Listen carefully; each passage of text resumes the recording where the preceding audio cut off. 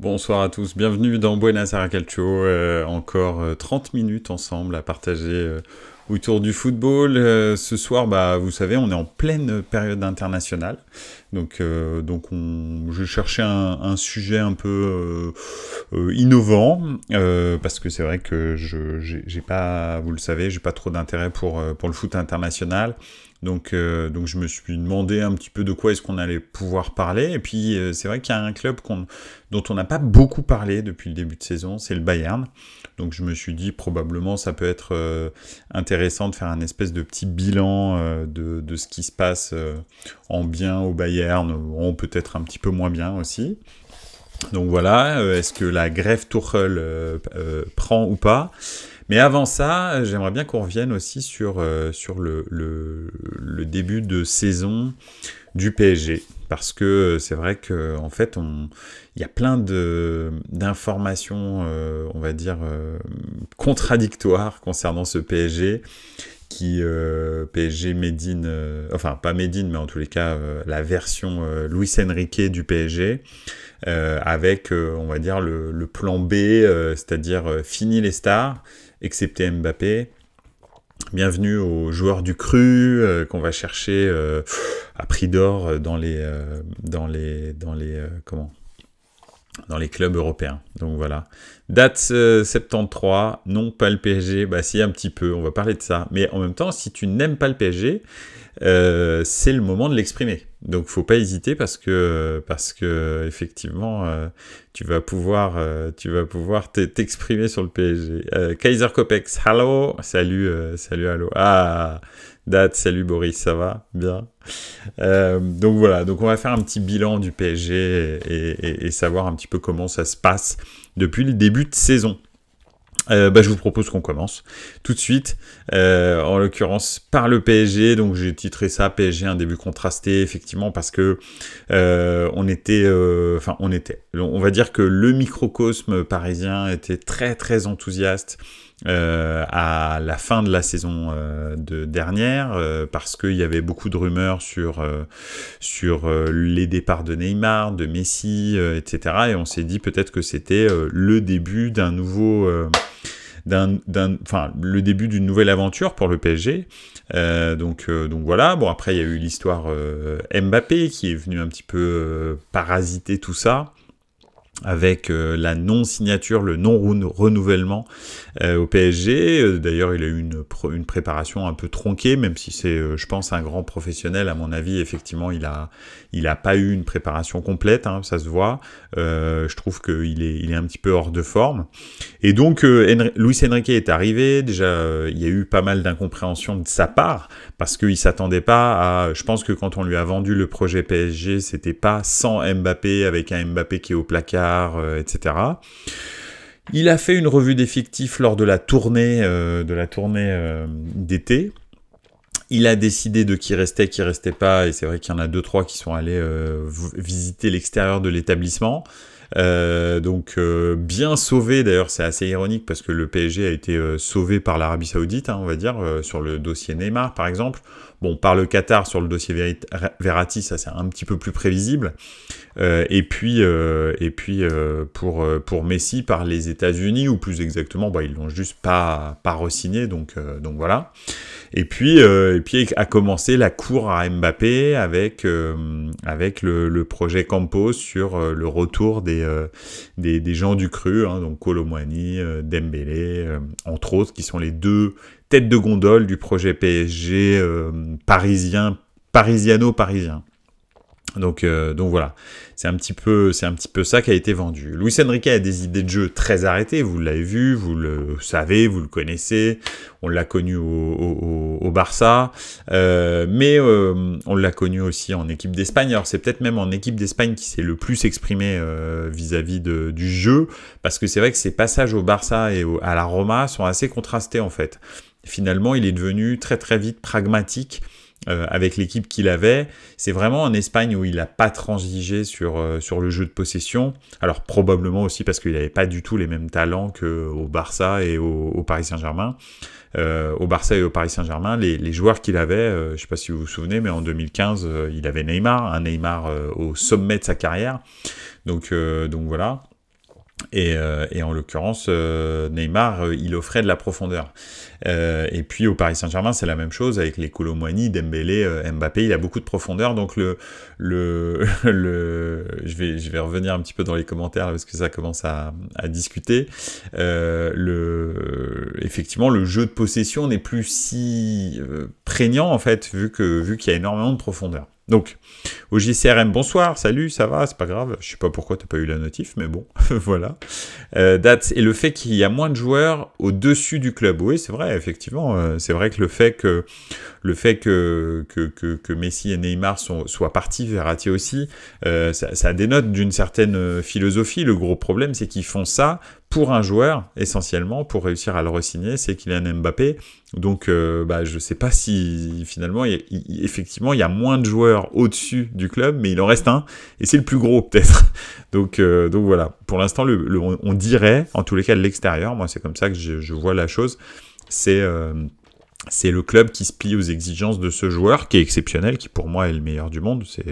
C'est personnel, mais je vois pas quelqu'un qui est au-dessus de lui à l'heure actuelle, excepté peut-être Vinicius. Enfin, on va dire ça se discute quoi entre les deux.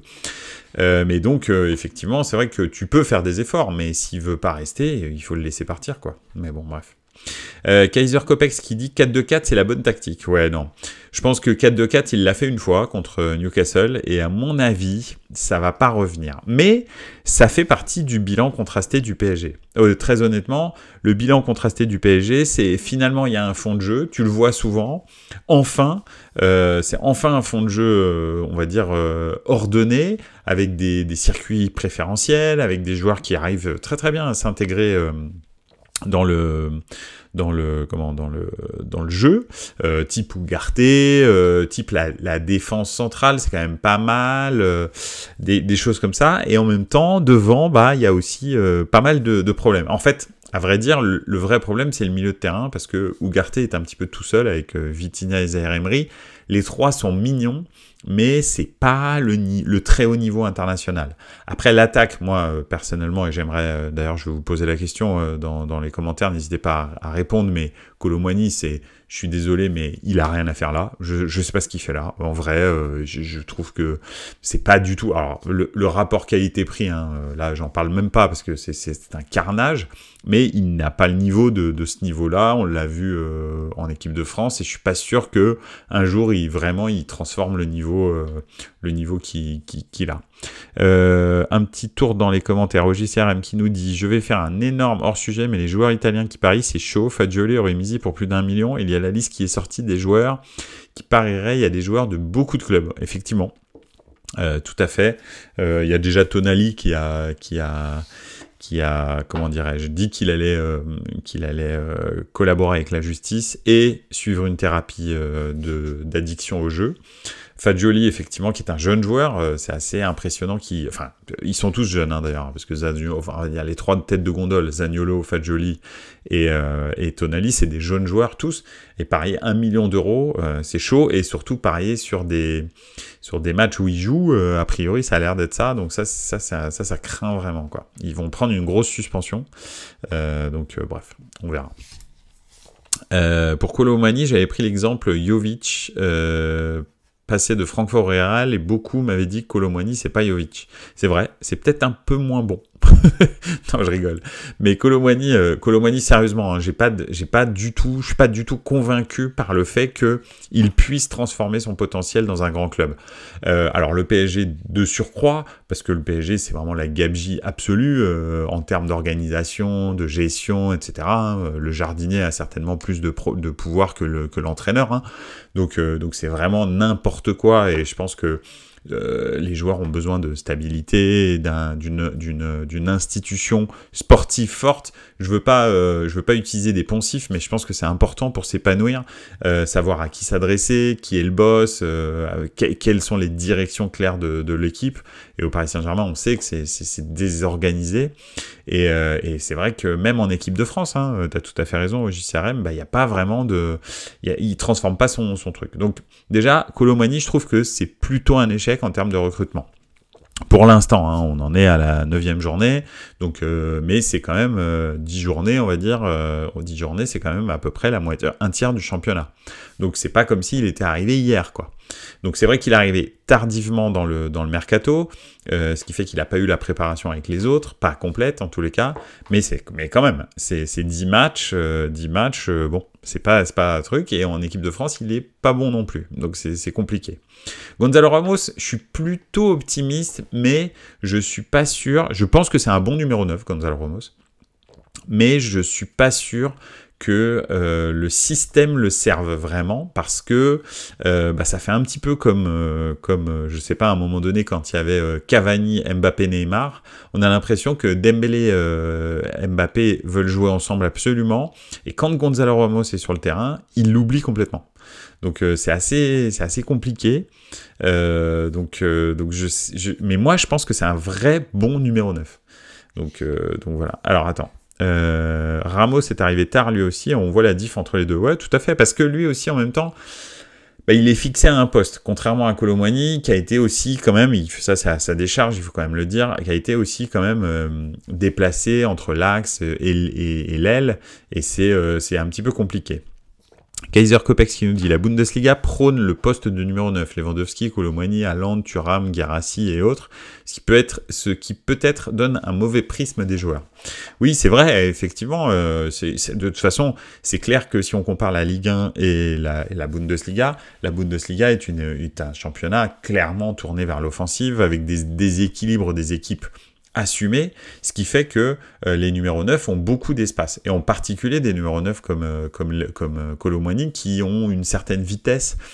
C'est clair que c'est le championnat, on va dire, qui est vraiment idéal pour lui. Le championnat de France, c'est pas l'inverse totalement, mais enfin quand même, il y a quand même énormément d'équipes qui jouent bloc bas, et je pense pas qu'il ait la qualité technique pour faire des différences bloc bas sur des attaques, sur des défenses bloc bas. Beaucoup plus Gonzalo Ramos, qui lui, je trouve, a une vitesse d'exécution qui est bien plus développée que Kolo Muani, et qui sait jouer beaucoup plus dans les petits espaces. Et aussi qui fait des appels, en fait, même des petits appels pour essayer de créer des ouvertures pour les autres, et beaucoup plus que Kolo Muani. Donc pour l'instant, Kolo Muani, moi je trouve que c'est probablement la recrue qui est la plus ratée, on va dire, de ce mercato. Ensuite, il y a Dembélé. Alors Dembélé, c'est très contrasté aussi, parce qu'il fait des différences monstrueuses, mais le problème, c'est que derrière, il est stérile. Il n'y a pas de production efficace de ces différences. On le savait. Xavi en avait fait un superbe passeur décisif, mais pas du tout un marqueur. Enfin, pas du tout. Il marquait un but de temps en temps quand il est tombé un œil, mais c'est quand même pas ultra fréquent. En revanche, il faisait beaucoup de passes. Effectivement, il faisait pas mal de passes décisives. Et je pense que là, au PSG, il s'est peut-être vu un petit peu trop grand. Il s'est dit probablement, je suis la star de l'équipe avec Mbappé, donc il faut que je marque des buts aussi. Et je pense qu'il a un vrai problème de finition. Et très souvent, il retombe dans ses travers, les travers qu'il avait avant sa bonne période au Barça. Alors, bonne période quand il n'est pas blessé, hein, parce que encore une fois, c'est juste une question de quand il sera blessé. C'est pas une question de si il sera blessé. C'est comme j'avais dit exactement la même chose avec Dybala. C'est ce qui s'est passé, malheureusement pour lui. Je lui souhaite pas, mais c'est comme ça. Là, malheureusement, Dybala va être out pendant un certain temps. Donc, ce sont des joueurs, on sait qu'ils vont être blessés. C'est juste quand est-ce qu'ils vont être blessés. Et en l'occurrence, au Barça, il a eu une bonne période, mais une bonne période entrecoupée de blessures quand même. Donc voilà. Et là, au Paris Saint-Germain, pour l'instant, il retombe dans ses travers, c'est-à-dire il fait toujours le mauvais choix. Mais il fait des très grosses différences. Donc lui, quelque part, si Luis Enrique arrive à le canaliser, ça peut quand même être intéressant. C'est juste qu'en revanche, il faut qu'il arrête d'essayer de marquer des buts, parce qu'il est vraiment nul. Il faut vraiment qu'il se concentre sur faire des passes pour leur numéro 9, Gonzalo Ramos. Voilà. De l'autre côté, il y a Mbappé. Alors Mbappé, j'ai l'impression vraiment qu'il est hors de forme. En tous les cas, pas du tout à la forme qu'il a d'habitude. Il a encore des stats qui sont très très effectives, hein, c'est pas un problème, hein, mais c'est vrai quand même que c'est pas non plus le Mbappé vraiment rayonnant qu'on peut avoir. Donc voilà, donc c'est un peu effectivement perturbant pour le jeu du PSG, parce qu'on sait qu'il est tellement important que sur le jeu du PSG, s'il n'est pas à 100%, c'est très complexe d'être performant. Donc voilà, Mbappé pour l'instant, j'ai l'impression que justement ça, son espèce de, alors c'est le PSG hein, qui s'est un petit peu tiré une balle dans le pied, mais je trouve que effectivement il est pas encore au niveau. Avec l'équipe de France, il fait le taf, c'est vrai, je suis d'accord avec toi, mais c'est quand même contre des équipes, enfin les Pays-Bas là, si on prend les Pays-Bas par exemple, les Pays-Bas il y avait je sais pas combien de blessés, il y en avait combien, 8, non? Date 73 qui me dit 73 qui me dit Mbappé surcoté. Je crois pas, je sais pas, mais j'ai pas l'impression. En l'occurrence, avec l'équipe de France, il fait le taf, mais l'équipe de Hollande est une équipe qui est en souffrance depuis des années. Et là, en plus, c'était une équipe Y qui a joué contre l'équipe de France. Je crois qu'il y avait 6 ou 8 blessés titulaires quasi. Donc c'était vraiment une équipe un peu à l'arrache.com. Donc oui, il a fait le taf, mais c'était pas non plus flamboyant. Donc voilà. Mais bon, je ne sais pas si Luis Enrique a bien encore compris comment l'utiliser. Et puis encore une fois, il est encore dans ses tests au niveau schéma tactique. Il n'y a pas encore de circuit préférentiel. En fait, on l'a vu par bribes durant ce début de saison, mais il n'y a pas encore de circuit préférentiel vraiment défini au Paris Saint-Germain. Et Mbappé, pour l'instant, j'ai l'impression qu'il n'a pas trouvé sa place au Paris Saint-Germain. Il n'y a pas, enfin, dans le système de Enrique. Donc ça va venir peut-être, mais voilà. En tous les cas, date 73, si on prend, il y a des gens qui parlent de Erling Haaland pour être le meilleur joueur du monde, etc. Erling Haaland, il a une équipe de Norvège qui est plutôt pas mauvaise, très honnêtement. Hein, alors ils vont pas gagner des compètes, mais elle est plutôt pas mauvaise. Il a des coéquipiers qui jouent très bien au foot, du type Odegaard par exemple. On peut pas dire que c'est un petit joueur, c'est un gros joueur. Quand vous avez 2 très gros joueurs dans une sélection, normalement, dans un euro à je sais plus combien d'équipes, mais beaucoup d'équipes, normalement tu te qualifies quand tu es la Norvège. Et ça fait 2 compétitions d'affilée où ils se qualifient pas, et en Coupe du Monde, et à l'Euro. Donc je pense que si Cristiano Ronaldo était accompagné de Odegaard, par exemple, à son prime, hein, on va dire à 20 ans, ou si même Mbappé était accompagné d'Odegaard et puis de porteur d'eau, je pense sincèrement qu'il ferait la différence pour réussir à qualifier son équipe. Erling Haaland est éminemment dépendant de la production de son équipe et il fait pas de différence tout seul. S'il n'y a pas de jeu autour de lui, il se passe rien en fait. Et c'est ça la différence entre Mbappé et Erling Haaland, par exemple. Donc voilà. Après, effectivement, Vinicius, ça c'est autre chose. Peut-être que Vinicius est au-dessus de Mbappé, mais je vois pas beaucoup de joueurs qui peuvent être au-dessus de Mbappé. Mbappé a une vraie qualité et technique et physique. Donc je pense que effectivement, il est pas loin en tous les cas. Il est dans les deux quoi. Donc voilà. Je sais pas s'il est surcoté, mais bon. Donc voilà un petit peu les débuts du PSG. Après derrière, Zaïre Emery, Vitinha et Ugarte. Alors Ugarte fait des très gros matchs contre les petits. Il fait pas trop des très gros matchs contre les gros. Donc c'est compliqué. Enfin les gros et encore c'est Newcastle hein, les gros. Donc c'est pas non plus ouf. Il avait fait n'empêche un bon match contre Dortmund, même si je considère pas Dortmund comme un gros. Moi j'attends un petit peu le juge de paix Milan. Là, le match aller-retour en Ligue des Champions, parce que je pense que c'est le 23 et c'est le 7, je crois, novembre. Donc je pense que c'est là où je vais voir si Ugarte vraiment il arrive à se mettre au niveau, parce que le milieu de terrain du Milan est un milieu de terrain très performant, et donc je pense que là on va voir de quel bois se chauffe qui, et je pense vraiment que en tous les cas ils ont pris un jus vraiment incroyable contre Newcastle.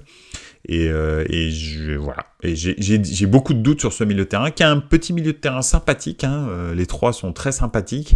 Pour la Ligue 1, ça suffira largement, je pense. Mais pour tout ce qui sera au-dessus, ça va être compliqué, je pense, vraiment.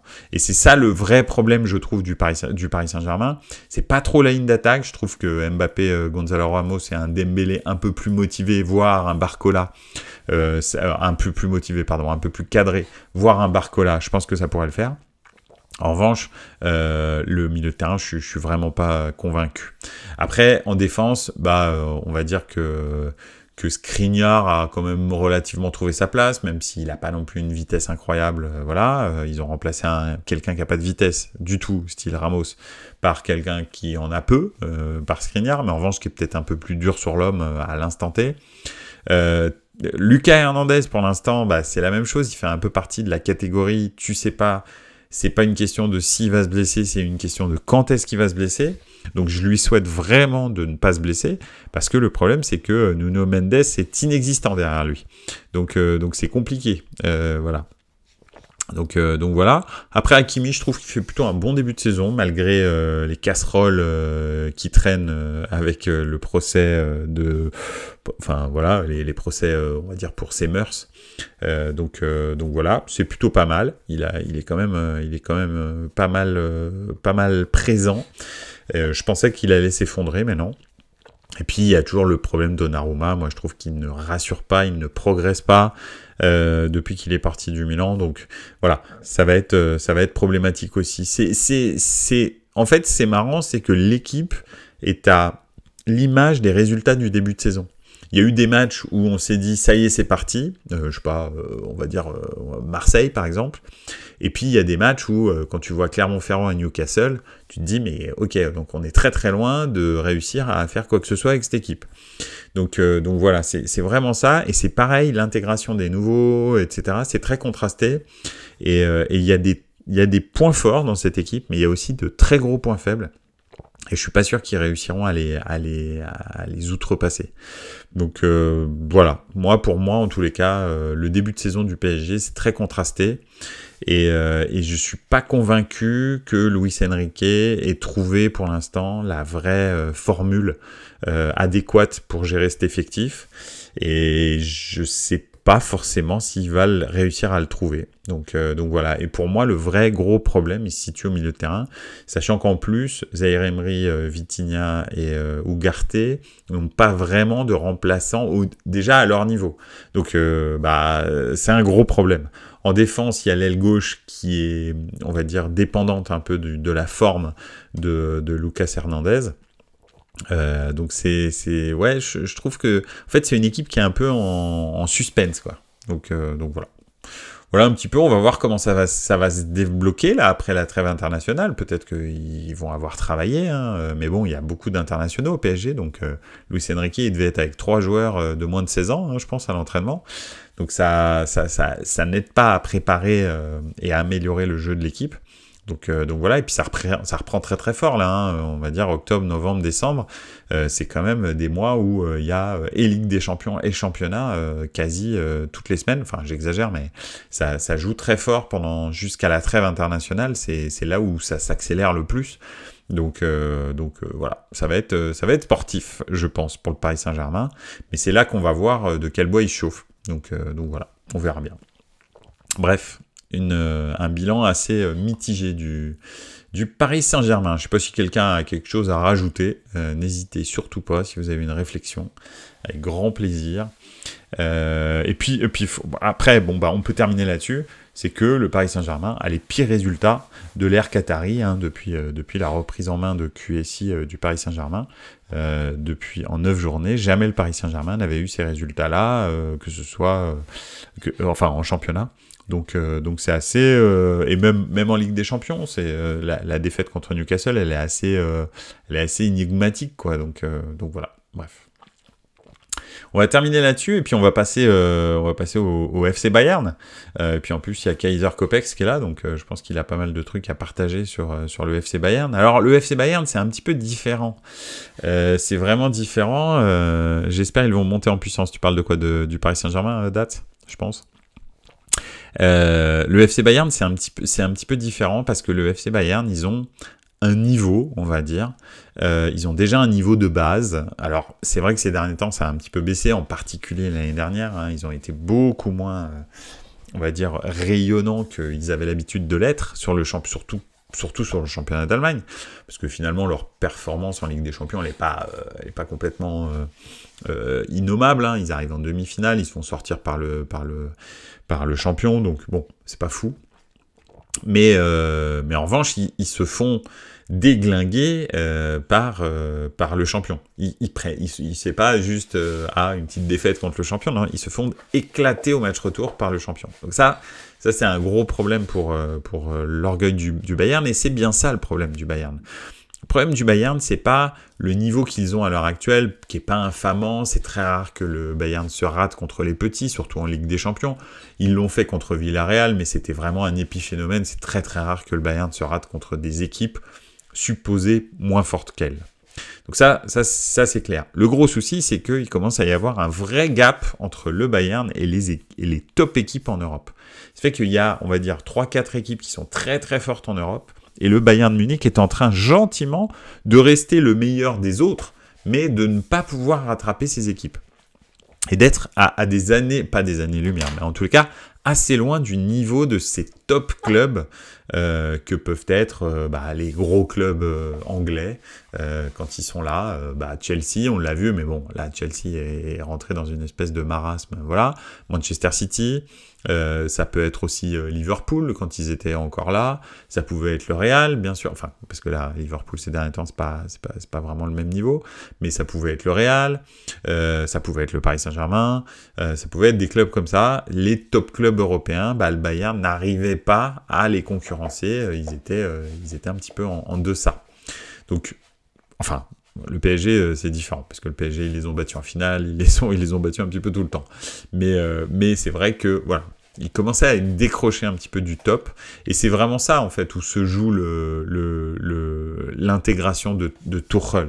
C'est, est-ce que dans le championnat, ils vont redevenir un petit peu plus sereins, déjà, pour dominer leur championnat, parce que bon, ils ont gagné le titre l'année dernière, mais à la 89e minute du dernier match de la saison, hein, donc c'est pas non plus le titre le plus facile qu'ils aient eu à jouer.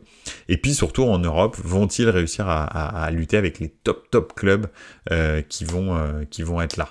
Donc c'est un peu ça. Choupo-Moting en pointe, dit Kaiser Kopeck, c'est clair que c'est un gros problème. C'est sûr que ne pas avoir de titulaire, on va dire, de gros attaquants, deux gros attaquants en tous les cas, pour pouvoir faire toutes les compétitions, c'est un vrai problème du FC Bayern.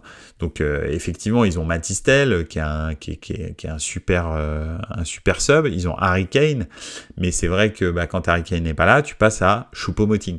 Donc c'est plus compliqué. Donc voilà. Au JCRM qui dit le Bayern, ça ne se renouvelle pas tout comme la Mannschaft. Quand tu dois encore rappeler des Hummels et Müller, ça craint. Leipzig, eux, misent énormément sur des jeunes qui ont une grande marge de progression. Ouais, alors effectivement, tu as tout à fait raison, mais pour l'instant, les résultats donnent raison au Bayern. Même si là, depuis le début de saison, on voit que Leipzig pose des problèmes au Bayern. Hein. Ils les ont battus en Supercoupe d'Allemagne et sacrément battus. Et puis là, ils ont fait un match nul 2-2 qui menait 2-0 Leipzig. Donc t'as raison, ils sont en train de combler l'écart. Mais il n'y a pas que, on voit que le Bayern comble l'écart. On voit que Dortmund, l'année dernière, était dans le coup jusqu'à l'avant-dernière minute pour le titre. Donc, effectivement, ça se renouvelle pas beaucoup parce que le Bayern attend des stars, mais en même temps, le Bayern ne veut pas investir comme s'il voulait recruter des stars. Ils veulent bien donner des très gros salaires, mais ils veulent pas payer des très gros transferts. Donc là, ils ont fait un peu une exception avec Harry Kane. Harry Kane qui a pas non plus 22 ans, hein, donc c'est quand même un très gros transfert pour une équipe qui est, un joueur, pardon, qui est on va dire au sommet. C'est un peu comme les vins, Harry Kane. Les vins, quand on veut pas être désagréable, ou en tous les cas, si on veut être flatteur avec un vin qui est un petit peu sur la fin, on dit qu'il est à son apogée. On va dire que Harry Kane, il est à son apogée. Il est encore très très bon, mais on sait qu'il progressera plus. donc voilà, c'est un peu ça le truc. C'est un peu comme quand je regardais les courbes de progression projetées dans PES des joueurs que je recrutais et que j'étais dans la saison 2028 alors que je jouais en 2003. Donc c'est un petit peu ça.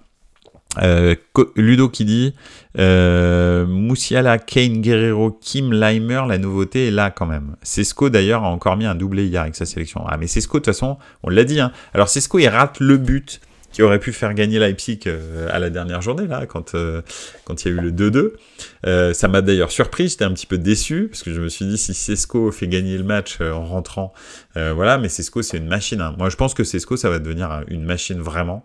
Et bah, tu vois, tu me dis qu'il a marqué un doublé hier, merci au JCRM, parce que je ne suis pas ce genre de football. Donc voilà, mais Šeško, ouais, je pense que ça va devenir une machine. Et c'est vrai que, tu vois, le Bayern, investir sur un numéro 9 comme Šeško, bah, je pense que ça coûte pas la même chose que Harry Kane. Alors, ça doit être cher comme transfert, mais comme salaire, ça n'a strictement rien à voir. Et pourtant, je pense que ça, tu peux travailler avec ça. Tu peux faire une attaque Matistel-Šeško et ça peut être pas mal. Donc voilà. Kaiser Kopex qui dit 8 buts, 6 passes. Kane, bon pour le Bayern ou le Bayern, bon pour Kane? Je sais pas. Kane, c'est un très bon joueur. Franchement, c'est un très bon joueur. Je pense juste qu'il progressera pas, il progressera plus. Mais c'est un très bon joueur, il a toujours eu des très bonnes stats. Même dans des clubs qui ne gagnent pas. Tottenham n'a jamais rien gagné, et pourtant, sous son règne, on va dire, et pourtant, il a toujours eu des super stats. Tout le monde disait que c'était le meilleur attaquant d'Angleterre, etc. Mais ça ne change pas que, oui, mais pas suffisant pour faire gagner son club. Donc, le Bayern a d'autres atouts que Harry Kane, heureusement, mais voilà. Il y en a un qui s'est transformé sous Tuchel, parce que c'est ça finalement, c'est est-ce que Tuchel va les emmener un peu plus loin? Bah, c'est Leroy Sané, qui est redevenu un joueur de foot. C'est pas seulement un people mondain. Donc ça fait vraiment plaisir à voir. Et clairement, pour moi, même pas d'ailleurs, je pense que c'est le meilleur joueur du Bayern depuis le début de saison. Vraiment, il fait des différences incroyables, physiquement, techniquement, il fait jouer les autres, il a un impact complètement fou. Des fois, tu as l'impression que les joueurs à côté, ils sont ralentis, tellement il va vite et ses crochets sont incisifs. Donc ça y est, il est revenu un petit peu, on dirait, à son niveau de Man City avant qu'il se pète les ligaments croisés. Donc c'est pas mal. Que manque-t-il au Bayern pour atteindre le dernier carré? Je pense que... Je sais pas, mais déjà, je trouve que la défense est quand même pas du niveau d'une équipe qui veut jouer la Ligue des Champions. C'est assez compliqué, je trouve, en défense. C'est pas du tout au niveau de Ligt. J'attends toujours. En plus, bon, bah voilà, il est blessé. Kim Min-jae, je trouve que l'intégration, elle est timide pour l'instant. Le duo avec Dayot Upamecano ou Mathis de Ligt, pour l'instant, tu sais pas trop. Et puis, tu sais pas trop si finalement, c'est pas de Ligt ou Upamecano la meilleure défense centrale. Pour l'instant, en fait, j'ai pas une vraie défense centrale qui se définit, où je me suis dit, ouais, eux c'est sérieux. Après, tu vois, Alphonso Davies, bon, Guerreiro, bah, il est blessé, mais voilà, Davies, Guerreiro, c'est pas encore super. Mazraoui, c'est, franchement, de temps en temps, il est bon à droite, mais c'est pas non plus, enfin, je sais pas, c'est pas un truc, c'est pas très régulier. Et puis au milieu de terrain, bah, on a toujours un petit peu... Alors oui, on a Konrad Laimer, Leon Goretzka et Joshua Kimmich qui a été vraiment challengé en étant mis sur le banc, pardon. Donc oui, et Jamal Musiala, c'est intéressant, mais moi c'est surtout, pour l'instant en défense, je trouve qu'ils n'ont pas encore trouvé la bonne formule. Et au milieu de terrain, je trouve qu'il manque vraiment un créateur. Kimmich a perdu un petit peu ça, et je trouve qu'il manque un créateur. Alors, Kaiser Kopex, oula, il dit plein de trucs. Tuchel l'avait dit, avec moi, vous allez revoir le grand Leroy Sané, donc ça, c'est bien, c'est déjà pas mal. Kopex, Neuer, est-ce qu'il revient, Neuer, tu veux dire? Peut-être, ouais. Kim a dû faire son service militaire en Corée, raison du début de saison fatigué. C'est possible, hein. Si j'avais dû faire le service militaire avant une saison de foot, je pense que j'aurais été fatigué aussi. Est-ce que Neuer va avoir un impact sur la défense centrale? Très possible, hein. En tous les cas, sur le positionnement, etc. Et puis même, lui, sa façon de jouer, c'est vrai qu'il occupe l'espace et donc il libère un petit peu ses défenseurs centraux du travail il leur permet de jouer beaucoup plus haut parce qu'il joue comme un espèce de libéraux. Donc, alors on verra dans quel état il revient avec sa jambe cassée au ski. Est-ce qu'il sera vraiment à 100%? Puis en plus sans son entraîneur fétiche qui s'entraîne depuis des années. Donc je sais pas. On verra bien si Neuer arrive à retrouver son niveau. Mais c'est clair qu'une défense centrale, enfin une défense tout court, avec Neuer derrière ou avec Ulreich. Enfin, c'est autre chose, quoi. C'est pas la même chose, même si finalement il est pas infamant, Ulreich, franchement. Mais c'est pas non plus fantastique, quoi. Mais il a fait des bons matchs quand même. Donc toi, t'as de gros doutes. C'est vrai qu'il a un certain âge. Neuer, il est de 86. Ouais. Donc effectivement, il est pas tout jeune, on va dire. Donc oui, c'est vrai, c'est quand même une interrogation sur est-ce qu'il va réussir à revenir à son niveau qui était... parce que le problème, c'est qu'en plus, il a une très grande carcasse, Neuer. Donc continuer à être explosif quand tu as une carcasse comme ça, c'est très très chaud. Mais c'est vrai que voilà, j'ai encore des doutes sur la défense et je pense qu'il manque un milieu créateur. C'est bien beau d'avoir des ailiers un peu faux follets. Musiala, je pense qu'il faut vraiment qu'il épure son jeu parce qu'il a tout pour être ce milieu créateur en fait. Mais le problème, c'est qu'il en fait, il fait très souvent le crochet de trop, alors que ça y est, il a déjà fait la différence. Il faut juste qu'il fasse la passe. Il va pas faire des passes décisives à chaque passe. Et lui, en fait, c'est un peu ça. C'est soit il marque, soit il veut faire une passe décisive. Et le problème, c'est que c'est pas ça le football. Le football, en fait, des fois, il faut... Toi, tu vois une passe décisive, mais il faut peut-être 3-4 passes avant qu'on arrive à la passe décisive. Il faut savoir construire, quoi. Il faut vraiment prendre son temps, des fois. Et c'est fréquent parce que le Bayern joue très souvent en face de bloc bas. Donc, Musiala, quand il a de l'espace devant lui, il est décisif. Il fait des passes décisives où il marque des buts. Mais quand il joue contre des blocs bas, c'est là où il tente de dribbler un joueur, 2 joueurs, 3 joueurs. Et bien entendu, il perd la balle parce qu'un défenseur de haut niveau, je vais te dire, c'est sûr que, tu peux pas tu le dribbles pas comme ça. T'en dribbles un, mais derrière, c'est sûr que tu te fais rattraper. Donc voilà, donc c'est un peu ça. Moi, je trouve qu'il prend pas assez son temps. Et je pense que c'est ça qui manque un petit peu au Bayern. Maintenant, est-ce que le système est le bon? Ça, je sais pas. Tu vois, c'est aussi ça. Ça oscille entre du 4-3-3, d'une espèce de 3-5-2. Enfin, il n'y a pas encore, pour l'instant, je trouve, de vrais systèmes de jeu avec les bonnes personnes au bon endroit, parce que dans un 3-5-2, ils se privent d'énormément de gens.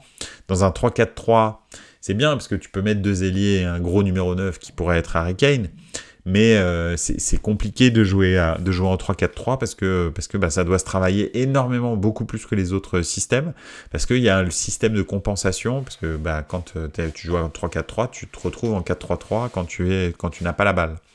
Donc voilà, donc c'est un peu... c'est complexe et je suis pas sûr non plus que Tuchel maîtrise bien ça.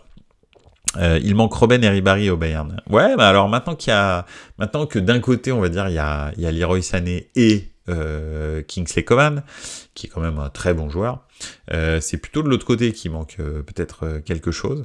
Donc voilà, et on parle de Florian Wirtz cet hiver, bonne idée, bah oui, grave. Après, franchement, si le Bayer Leverkusen transfère Florian Wirtz cet hiver au Bayern Munich, alors qu'ils sont en train de jouer le titre, bon là, ça sert même à rien qu'ils s'inscrivent en Bundesliga, ces gars-là, en fait.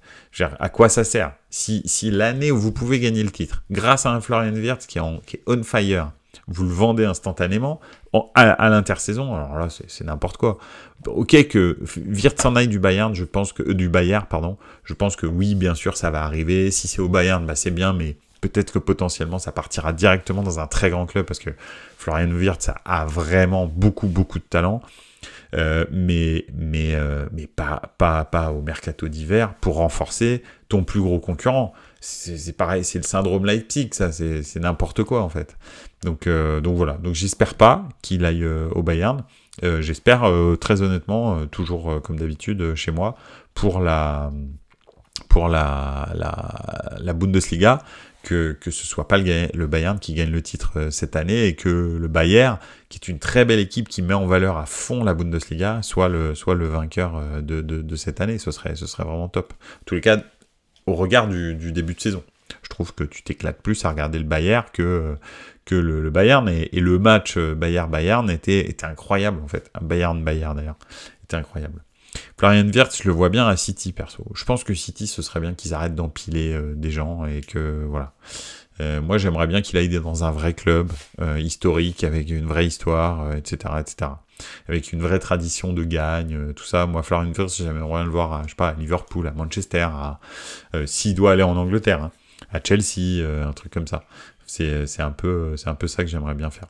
Donc voilà. Mais perso, je sais pas où j'irais. Ouais, je pense que Florian Wirtz, le club vraiment idéal pour lui, celui vraiment où il se sentirait le mieux et où vraiment il pourrait donner son plein potentiel, je pense que c'est le Milan. Non, je rigole, c'est une blague. Mais j'aimerais bien, parce que Florian Wirtz, c'est typiquement le genre de joueur que j'aime beaucoup. Donc voilà. Bref. Voilà un petit peu sur le Bayern. Je suis pas sûr que le Bayern puisse cette année franchir le pas. Donc voilà. Bref, c'est tout pour moi ce soir. J'ai été vraiment enchanté de partager tout ça avec vous. Écoutez, je vous souhaite une excellente soirée. Et puis n'oubliez pas, on se revoit lundi prochain. Ok ? Je vous souhaite une excellente soirée. Ciao ragazzi, ciao ciao.